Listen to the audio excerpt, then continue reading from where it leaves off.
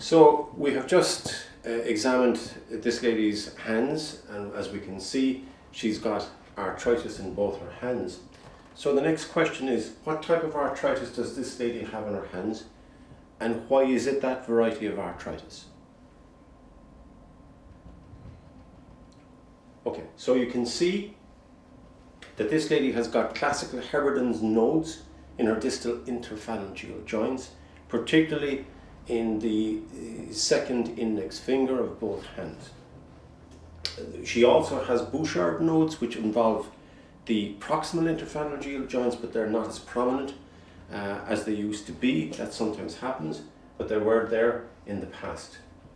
The other issue really is, because we have classical features, this is where you get osteophyte formation that we referred to earlier on in terms of joint swelling, where we get osteophytes, destruction of the actual articular cartilage, and osteophyte formation due to wear and tear. This is classical of osteoarthritis.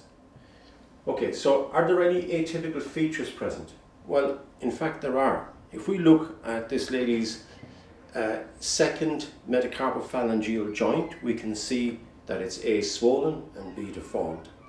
At an earlier stage, this was acutely inflamed and tender, and shortly after the onset of the osteoarthritis, this became an issue that it was an inflammatory arthritis. So the question really was the arthritis of the second metacarpophalangeal joint due to osteoarthritis, or was it actually a feature of an inflammatory arthritis?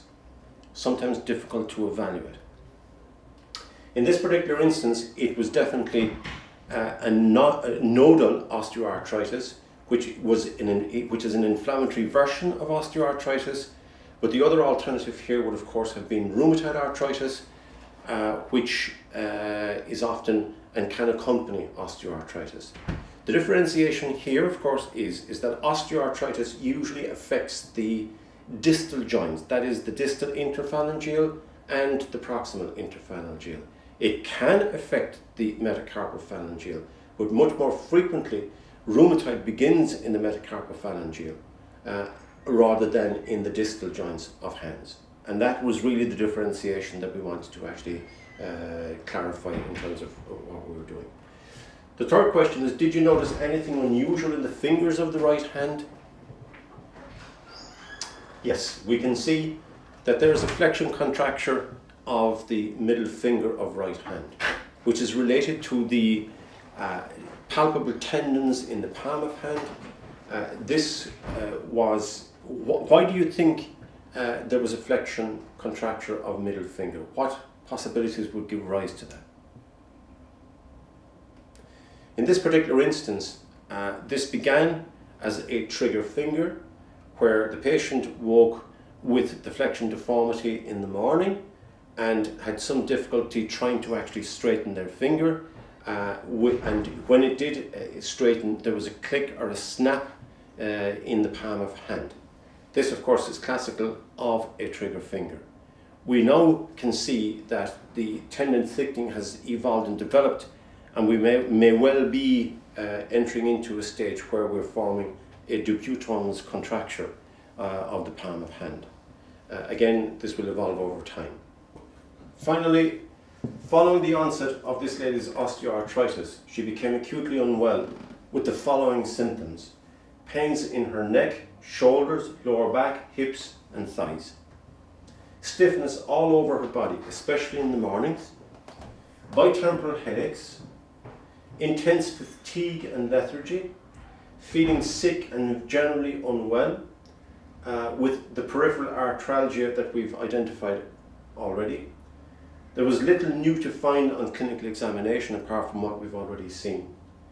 Her ESR was 95 millimeters per hour with an elevated C-reactive protein, a negative rheumatoid factor, negative or normal anti-CCP antibodies, and a negative anti-nuclear factor.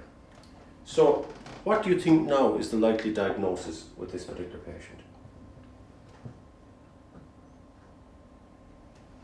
This lady was diagnosed with polymyalgia rheumatica and responded dramatically to low-dose steroids which she had to take for roughly approximately 3 to 4 years. Since then, the problem has abated. So the next question is, what are the red flags to consider? Well, in this particular instance, with polymyalgia rheumatica, and with the involvement of the second metacarpophalangeal joint, the issue of rheumatoid arthritis again rears its head, because both PMR and RA really originate from the same genetic subset, that's CD4, and they are very often patients with PMR do go on to develop rheumatoid as well. So the red flag really here was the issue of an inflammatory arthritis associated with PMR itself. How would you treat this condition? Well, with PMR, the treatment really is oral steroids starting with 15 milligrams and not any more than that, which you gradually reduce over a period of time, gauged by the inflammatory markers and the response of the patient. And is there any relationship with this to her hand arthritis? I think we referred to that earlier on, where the issue of rheumatoid may be an issue. The significance of polymyalgia rheumatica, of course, is that it's often a presenting feature of cranial arteritis or joint cell arteritis. The two can be interlinked and associated with each other.